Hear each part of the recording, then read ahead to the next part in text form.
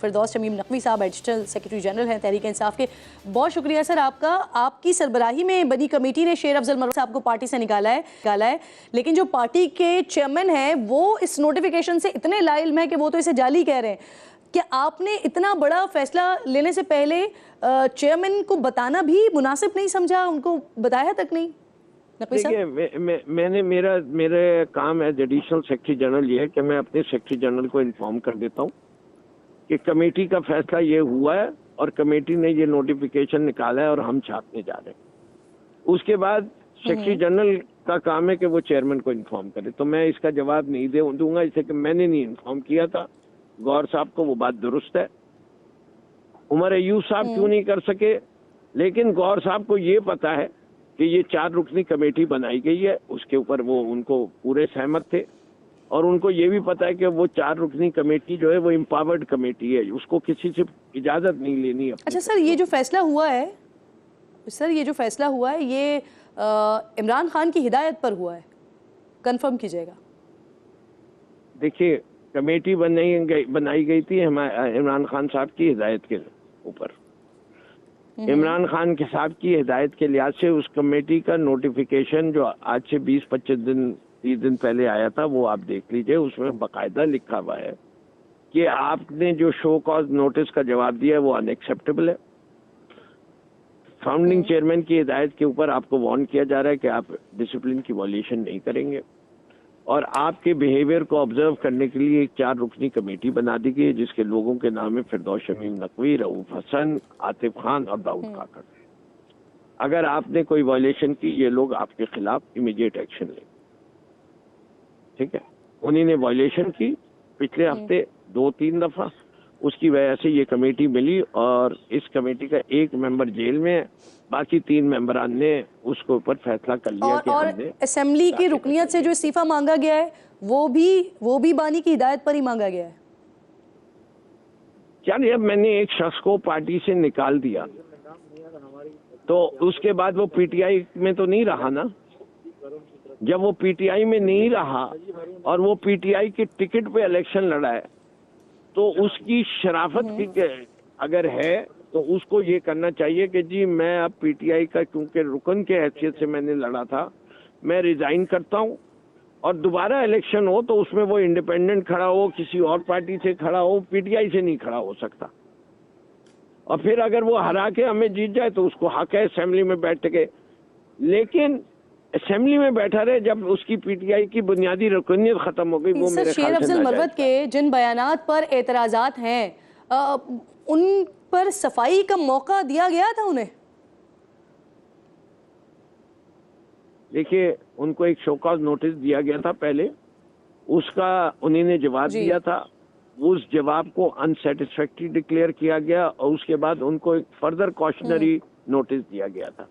उस cautionary notice को भी उन्हीं ने वॉयलेट किया। नकवी साहब, आज बानी से भी बहुत दफा इस हवाले से सहाफियों ने सवाल किया लेकिन उन्होंने इस बात पर कोई जवाब नहीं दिया। सर, वो उनके जवाब देने की क्या जरूरत है? जब उन्होंने एम्पावर कर दिया था एक कमेटी को तो इसका मतलब है जो वो कमेटी फैसला करेगी, वरना वो कहते कि तुम लोग मुझसे पूछ के करना जो करना। ऑब्वियसली जब उन्होंने कमेटी को एम्पावर कर दिया और कमेटी ने ये फैसला कर लिया तो या तो इमरान खान साहब को तब्दील करना है तो वो कमेटी को फारिग करके उनको रीइंस्टेट कर दे। और अगर सर अगर बानी पीटीआई इस फैसले को तब्दील करते हुए शेर अफजल मरवत की रुकनियत को बहाल कर देते हैं देन? मैं देखिए, मैं जो मेरा आई एम श्योर के खान साहब मुझसे पूछेंगे भी, और अगर खान साहब ये समझते हैं कि पार्टी के लिए बेहतर है कि शेर अफजल मरवत को रखना है तो मेरे सर आंखों पर पूरी पार्टी के अंदर इतनी बड़ी पार्टी में क्या हर शख्सियत के बारे में मैं ये कह सकता हूँ कि जी मेरा बिल्कुल मैं एग्री करता हूँ कि इस आदमी को पार्टी में होना चाहिए? बहुत सारे लोग हैं, सबको हम हटाते कोई फिरते ना, मेरी मर्जी चलती है ना सर, एक बात पर बड़ा क्रिटिसिज्म हो रहा है आप लोगों पर कि आप समेत कई सारे रहनुमा थे जो जेलों में थे, जो लोग बाहर थे वो सड़कों पर नहीं आ रहे थे, लेकिन शेर अफजल मरवत अकेले लीड कर रहे थे सर पीटीआई को। लेकिन इस वक्त अब जब थोड़ा सा ब्रीदिंग स्पेस मिला है पीटीआई को तो आपने उन्हें फौरी फारिग कर दिया पार्टी से। इस पर बड़ा क्रिटिसिज्म हो रहा है आप लोगों पर। मेरे ख्याल से देखिए, पहली चीज ये शेर अफजल मरवत का क्रेडिट नहीं है। लोग हर उस आदमी का जिक्र सुनने को तैयार हैं जो इमरान खान की बात करे। मजलिस में लोग जिक्र हुसैन सुनने जाते हैं, मुकर्रिर को सुनने नहीं जाते। शेर अफजल मरवत साहब भी हमें प्रोग्राम में ज्वाइन कर रहे हैं। बहुत शुक्रिया आपका। अस्सलाम वालेकुम शेर अफजल मरवत साहब, सबसे पहले तो ये बताइए, तहरीक इंसाफ का आप हिस्सा है नहीं है? वालेकुम अस्सलाम, बहुत शुक्रिया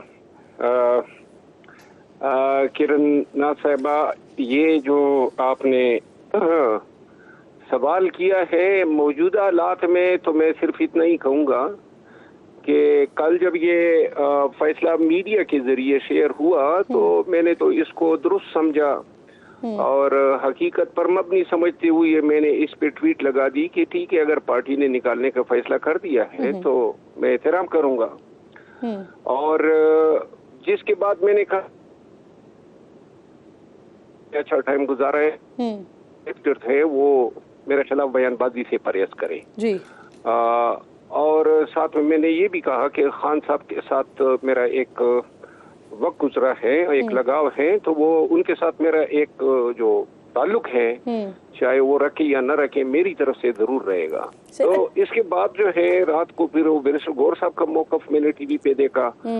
तो आज फिर मैंने कोर कमेटी का, चूंकि मैं मेंबर रहा हूँ और 76 में से तकरीबन 2 दर्जन लोगों से मेरी बात हुई और पता चला कि ना ये कोर कमेटी में ये लाया गया, ना ये एजेंडे पे था। बैरिस्टर गौहर साहब ने वो मीटिंग प्रिजाइड की थी, तो ना उसको पता था। ये जब मीटिंग होने के बाद एलामिया जारी हुआ तो उसमें इसको शामिल कर दिया गया, इसको ये रंग दिया गया गोया ये कोर कमेटी का फैसला है। बहरहाल जहाँ तक मेरी मालूमात है जी। ये जो इकदाम हुआ है इसके पीछे साजिश तो जरूर है, क्योंकि ये सब कुछ हो रहा है बगैर मुझे सुने। और ये जो बातें कर रहे हैं फिरदौस शमीम नकवी साहब, इस ने तो पहले कभी नोटिफिकेशन जारी नहीं किए पीटीआई का। ये कराची का रिहायशी है, इनको क्यों लाया गया? अगर कर नहीं था तो उमर अयूब साहब जारी करते। अच्छा, आप कह रहे ये क्योंकि साजिश हो रही है या कानों में जहर घोला जा रहा है बानी के। इंतजार पंजोता जो करीब समझे जाते हैं, ऑब्वियसली लीगल मैटर्स पे उनकी मुलाकातें भी वक्तन फवक्तन होती रहती हैं, वो कह रहे हैं कि ये जो फैसला हुआ है आपकी रुकनियत मनसूख करने का, तो वो बानी की हिदायत पर हुआ है। इंतजार पंजोता साहब जो है ना, ये उसी ग्रुप के स्पोक पर्सन है जो मेरे खिलाफ पार्टी में लगा हुआ है।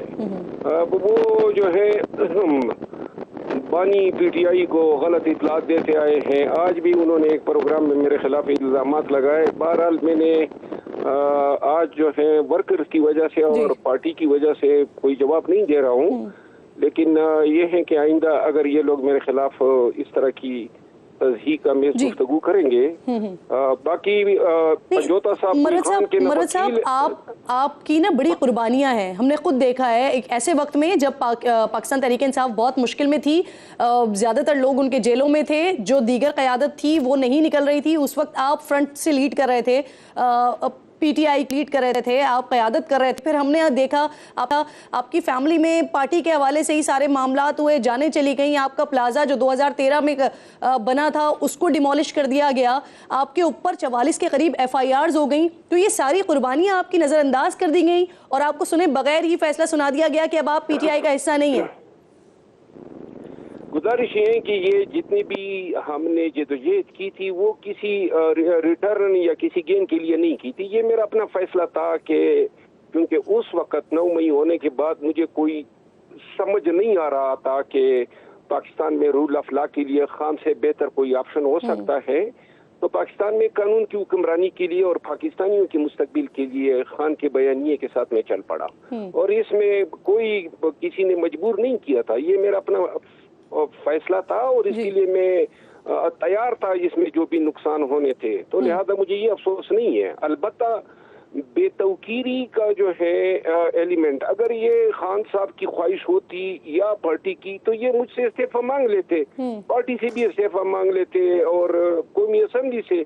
तो मैंने तो बबांगेदा हल्का हुआ था। नहीं, अभी आपके लिए कहा गया है ना कि आप इस्तीफा दें रुकनियत से, कौमी असेंबली से, तो क्या करेंगे? अगर ये इमरान खान की तरफ से भी आ जाता है तो फिर क्या आप इस्तीफा दे देंगे, या अभी आप सोच रहे हैं इस मामले पर? आज मैंने बैरिस्टर गौर साहब से इस मामले पे गुफ्तगू की और उनको मैंने पेशकश की कि पार्टी की जो मेंबरशिप से इस्तीफा मांग की बात हो रही है और पार्लियामान से, तो मैं वो इस्तीफे जो हैं वो आपको भिजवा देता हूँ। और इस हवाले से मैंने तहरीरी तौर पे ऑथराइजेशन जो है, अगर वो प्रेजेंट करना चाहे खान साहब को या स्पीकर साहब को, वो मैंने उसको मुरसल कर दी। बैरिस्टर गौर साहब ने ये बात जरूर कही, उसने कहा कि चूंकि उनके नोटिस में कोई चीज नहीं आई है और ये इस सारे प्रोसेस को शक की निगाह से देख रहा है। उनका ये कहना था कि खान साहब की तरफ से ऐसी कोई हिदायत उनको मौसूल नहीं हुई है, न कोर्ट कमेटी में फैसला हुआ है, तो मुझे जल्दबाजी नहीं करनी चाहिए। और उन्होंने कहा कि खान साहब से मुलाकात के बाद जो है वो उस पे मुझे खान साहब का जवाब